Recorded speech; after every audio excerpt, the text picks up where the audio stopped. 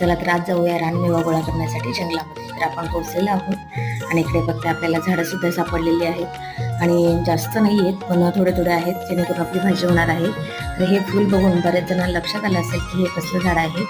तर हे टेंभुर्णीचं झाड आहे, याला पेंढराचं झाड सुद्धा म्हणतात.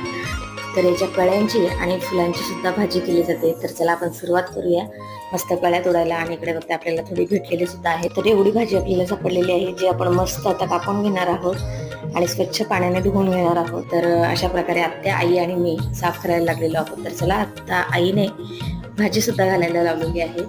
तर कळ्या आईने मस्त पाण्यामध्ये उमवून घेतलेल्या आहेत आणि तयारी चालू झालेली आहे भाजीची. तर इकडे आईने मस्त तेलकांद्यावर आपली रानमेव्याची भाजी तयार केलेली आहे. तर पूर्ण ब्लॉग आपल्या चॅनलवर अपलोड झालेला आहे, तर बघायला विसरू नका. तर उन्हाळ्यामधल्या रानमेव्याची रेसिपी झटपट आईने तयार केलेली आहे. तर चला मस्त चव घेऊया.